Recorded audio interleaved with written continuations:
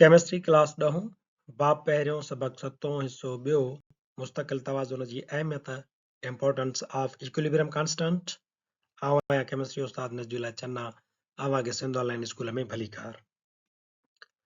असांजे अॼोके लेक्चर जो मौज़ू आहे असीं पहिरियों असां पंहिंजो लेक्चर पढ़ियो हुयोसीं नंबर पहिरियों अहमियत हुई इक्विलिब्रियम कांस्टेंट जी predicting the direction of reaction हाणे नंबर ॿी एप्लीकेशन आहे इक्विलिब्रियम कांस्टेंट जी प्रेडिक्टिंग एक्सटेंट ऑफ रिएक्शन कीमियाई अमल जी रफ़्तार मालूम करणु हिन सां गॾु असां आख़िर में डिस्कस कंदासीं सोसाइटी साइंस एंड टेक्नोलॉजी समाज साइंस ऐं टेक्नोलॉजी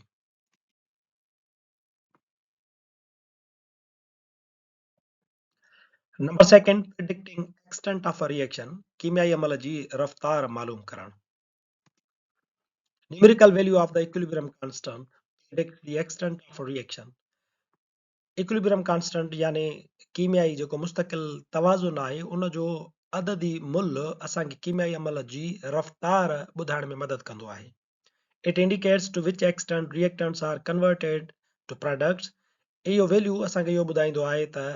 आमिल जेके आहिनि रिएक्टेंट्स आहिनि उहे केतिरे क़दुरु प्रोडक्ट में तब्दील थी चुका आहिनि In fact, it measures how far a reaction proceeds before establishing equilibrium state. ऐं हक़ीक़त में असांखे इहो केसी जो वैल्यू इहो पिणु ॿुधाईंदो आहे त केतिरो वक़्तु कीमियाई तब्दीली तवाज़ुन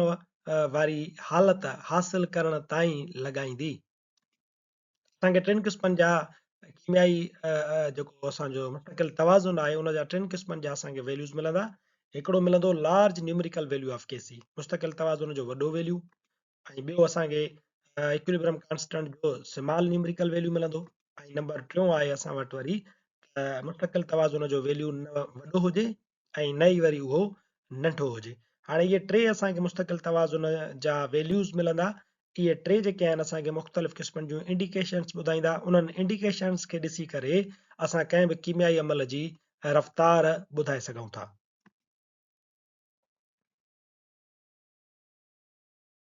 नंबर पहिरियों आहे लार्ज न्यूमेरिकल वैल्यू ऑफ केसी मुस्तक़िल तवाज़ुन जो वॾो मुल्ह The large value of Kc indicates that at equilibrium position, the reaction mixture consists of almost all products and reactants are negligible. हाणे जेकॾहिं तव्हां तवाज़ुन वारी हालत वक़्तु तव्हांखे केसी जो जेको मुल्ह आहे उहो तमामु वॾो थो मिले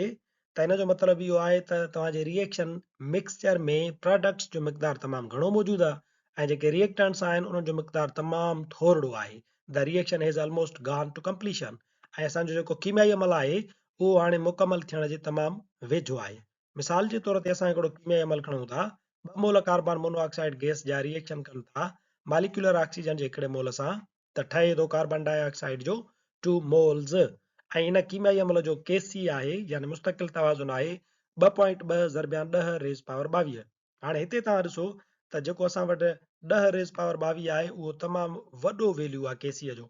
इहो असांखे ॿुधाए थो त जंहिं वक़्तु असां इहो जेकी कंसंट्रेशन्स आहिनि असां खयूं आहिनि इक्विलिब्रियम पोज़ीशन वक़्तु त प्रोडक्ट्स जेके आहिनि उहे तमामु घणियूं आहिनि ऐं रिएक्टेंट्स जेके आहिनि ऑक्सीजन या कार्बन मोनोऑक्साइड उन्हनि जो मक़दारु तमामु थोरो आहे ऐं प्रोडक्ट तमामु घणियूं ठही वियूं हुजनि त यानी असांजो जेको कीमियाई अमल आहे उहो तक़रीबन मुकमल थियण वारो आहे Large value of Kc is obtained if nominator is large and denominator is smaller. Large value Kc जो असांखे तॾहिं मिलंदो जॾहिं नॉमिनेटर जो वैल्यू तमामु वॾो हुजे ऐं डिनोमिनेटर जो वैल्यू तमामु घटि हुजे हाणे तव्हांखे इक्विलिब्रियम कांस्टेंट जी ख़बर हूंदी त उहो असां लिखंदा आहियूं equilibrium constant is equal to molar concentration of product divided by molar concentration of reactants हाणे जेकॾहिं प्रोडक्ट जो मुल्ह वधीक हूंदो यानी नॉमिनेटर जो त असांखे केसी बि वधीक मिलंदो मिसाल जे तौर ते जेकॾहिं असां हिते ई असां खणूं था त असां वटि नॉमिनेटर आहे 22 यानी प्रोडक्ट जी मोलर कंसंट्रेशन आहे 22 ऐं डिवाइडेड बाय रिएक्टेंट जी मोलर कंसंट्रेशन आहे 2 हाणे तव्हां छा कंदव त 22 ते जॾहिं ॿिनि जो खोड़ो हणंदव त तव्हांखे जवाबु मिलंदो 1 ॾूं ॾूं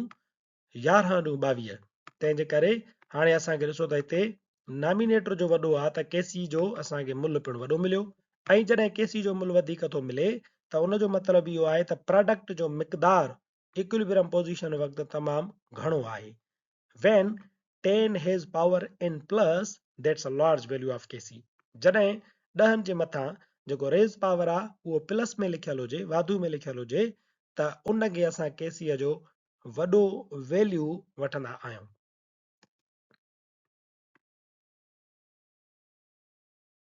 नंबर ॿियो आहे असां वटि small numerical value of KC, equilibrium constant जो नंढो मुल्ह। And the Kc value of reaction is small, जॾहिं कंहिं बि रिएक्शन जे मुस्तकिल तवाज़ुन जो मुल्ह नंढो हुजे, it indicates that the equilibrium has established with a very small conversion of reactants to products. इन मां इहो ज़ाहिर थिए थो त रिएक्टेंट्स जो तमामु थोरो मिक़दार प्रोडक्ट में तब्दील थियो आहे ऐं तव्हांजो कीमियाई तवाज़ुन क़ाइमु थी वियो। At equilibrium position, almost all reactants are present. तवाज़ुन वारी सूरत हाल वक़्तु तव्हांजा तक़रीबन रिएक्टेंट जीअं जो तीअं मौजूदु आहिनि, but amount of product is negligible. ऐं वरी प्रोडक्ट जो जेको मिक़दार आहे उहो तमामु थोरो ठहियो आहे। Such type of reactions never go to completion. अहिड़े क़िस्म जा कीमियाई अमल कॾहिं बि मुकमल थियण ताईं न आहिनि पहुचंदा। हाणे स्मॉल न्यूमेरिकल वैल्यू ऑफ केसी जेको आहे उहो असांजे लार्ज न्यूमेरिकल वैल्यू ऑफ केसीअ जे उबतड़ थो थिए। लार्ज न्यूमेरिकल वैल्यू ऑफ केसी में इहो हुयो त सभई रिएक्टेंट्स प्रोडक्ट में तब्दील थिया हुआ ऐं हिन में वरी छा थींदो त असांजा जेकी रिएक्टेंट्स आहिनि सभु जीअं जो तीअं मौजूदु आहिनि, थोरो मिक़दार रिएक्टेंट्स जो जेको आहे प्रोडक्ट्स में तब्दील थी वियो आहे। इन जे करे छा थींदो त असांखे प्रोडक्ट जेका आहे उहा असांजी हूंदी थोरी ऐं असांजो जेके रिएक्टेंट आहिनि उहे हूंदा घणा। तंहिंजे करे छा थींदो त केसी जो वैल्यू असांखे घटि यानी नंढो हासिलु थींदो। साॻियो ई असां जेकर हिकिड़ो मिसाल खणूं कीमियाई अमल जो, जंहिंमें 2 मोल अमोनिया जा आहिनि, उहे टुटनि था त असांखे 1 मोल नाइट्रोजन जो ऐं 3 मोल हाइड्रोजन जा हासिल थियनि था ऐं उन जो असां वटि मुस्तकिल तवाज़ुन आहे 3.0 मल्टीप्लाइड बाय 10 रेज़ पावर -9। हाणे हिते ॾिसो त असांखे जेको न्यूमेरिकल वैल्यू आहे उन में -9 मिलियल आहे, यानी असांजो रेज़ पावर जेको आहे उहो माइनस में आहे, यानी इहो न्यूमेरिकल वैल्यू केसी जो नंढो थींदो। Small value of Kc is obtained if nominator is small and denominator is large. Small value of Kc तॾहिं हासिल थींदो जॾहिं nominator नंढो हुजे, denominator वॾो हुजे। Nominator केरु आहे? Kc is equal to product divided by reactants. Nominator आहे product ऐं reactant असांजो जेको आहे उहो आहे denominator। हाणे product असां जीअं मथे पढ़ी आयासीं त घटि ठहंदी, मिसाल जे तौर ते product आहे असांजी 2 ऐं reactant जेको आहे उन जा 22 मोलर कंसंट्रेशन जेका आहे उहा मौजूदु आहे। हाणे 22 खे जो असां खोड़ो हणंदासीं ॿिनि ते त उहो लाज़मी तौर ते असांजो जेको जवाबु आहे उहो पॉइंट्स में हलियो वेंदो, यानी असांजो उहो जेको वैल्यू हासिल थींदो उहो नंढो हासिल थींदो। ऐं 22 रिएक्टेंट हेठां आहिनि त यानी असांजा ऑलमोस्ट रिएक्टेंट्स मौजूदु आहिनि, प्रोडक्ट जेका आहे उहा थोरी ठही आहे, तंहिंजे करे असां नॉमिनेटर नंढो लिखियो आहे। When 10 has power in minus, जॾहिं 10 जे मथां रेज़ पावर माइनस में हुजे त इनखे असां चवंदा आहियूं केसीअ जो स्मॉल वैल्यू। नंबर 3 आहे numerical value of KC is neither small nor large. हाणे असां वटि केसी जो अहिड़ो वैल्यू आहे जेको न नंढो आहे न ई वॾो आहे। Such reactions have comparable amounts of reactants and products at equilibrium position. मुस्तकिल तवाज़ुन न नंढो हुजे न ई वॾो त इन जो मतिलबु आहे फॉरवर्ड रिएक्शन जी रफ़्तार ऐं रिवर्स रिएक्शन जी रफ़्तार अटकल बराबरि हूंदी ऐं ॿिन्ही जी रफ़्तार जो बराबरि हूंदी त यानी रिएक्टेंट्स जो मिक़दार ऐं प्रोडक्ट्स जो मिक़दार पिणु अटकल पाण में बराबरि हूंदो। मिसाल जे तौर वटि असां वटि आहे नाइट्रोजन टेट्रा ऑक्साइड जो 1 मोल निकिरे थो त नाइट्रोजन डाइऑक्साइड जा 2 मोल पैदा थियनि था ऐं केसी जो असां वटि वैल्यू आहे 0.211। हाणे हिते ॾिसो त 10 रेज़ पावर कोन्हे को, हिकिड़ो असांखे सादो जवाबु मिलियो आहे जेको न नंढो आहे न तमामु घणो माइनस में आहे रेज़ पावर में, न ई वरी रेज़ पावर जेको आहे प्लस में आहे, यानी हिकिड़ो विचोलो असांखे वैल्यू हासिल थियल आहे। विचोलो वैल्यू जॾहिं मिले थो त हुनजो मतिलबु आहे त हाणे रिएक्शन मिक्सचर में असां वटि रिएक्टेंट्स जो मिक़दार ऐं प्रोडक्ट्स जो जेको मिक़दार आहे उहो ॿई कंपेरेबल आहे, ॿई जेको आहे अटकल बराबरि आहे, यानी नाइट्रोजन टेट्रा ऑक्साइड जे टुटण जी रफ़्तार ऐं तव्हां वटि वरी नाइट्रोजन डाइऑक्साइड जे पाण में ॻंढिजण जी रफ़्तार जेका आहे फॉरवर्ड रिएक्शन जी रफ़्तार ऐं रिवर्स रिएक्शन जी रफ़्तार जेका आहे उहा ऑलमोस्ट कंपेरेबल आहे। असांजे टॉपिक जो आख़िरी हिसो आहे सोसाइटी टेक्नोलॉजी एंड साइंस, समाज साइंस ऐं technology.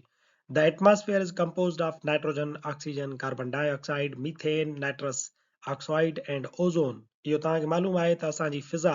Nitrogen, oxygen, carbon dioxide, methane, nitrous oxide ऐं ओज़ोन तह जी ठहियल आहे। But the nitrogen and oxygen gases are the most important part of the atmosphere. पर इन्हनि सभिनी गैसुनि मां ऑक्सीजन गैस ऐं नाइट्रोजन गैस इंतहाई अहम गैसूं आहिनि। They are 99% of the atmosphere. असांजे माहौल में 99% इहे ॿई गैसूं मौजूद आहिनि। And use to manufacture chemicals such as nitrogen is used for preparation of ammonia and ammonia is used to prepare nitrogenous fertilizers। तव्हांखे इहो मालूम आहे त नाइट्रोजन जेका आहे उन में जा खोड़ सारा कीमियाई मादा तयारु थींदा आहिनि। मिसाल जे तौर ते अमोना तयारु थींदी आहे ऐं अमोनिया खे वरी इस्तेमालु कंदे असां नाइट्रोजन वारा जेके भाण आहिनि उहे तयारु कंदा आहियूं। जॾहिं त ऑक्सीजन जेका आहे उहा सल्फर डाइऑक्साइड ठाहिण में अहम किरदारु अदा करे थी ऐं सल्फर डाइऑक्साइड खे वरी इस्तेमालु कंदे असां सल्फ्यूरिक एसिड ठाहींदा आहियूं। उहो ई सल्फ्यूरिक एसिड असांजे घरनि में इस्तेमालु थींदड़ बैटरीज़ में पिणु इस्तेमालु थींदो आहे। असांजो अॼोको लेक्चर हिते पुॼाणी ते पहुचे थो। वरी हाज़िर थींदासीं नए लेक्चर सां गॾु। तेसीं ताईं ॾिसंदा रहो सिंध ऑनलाइन स्कूल।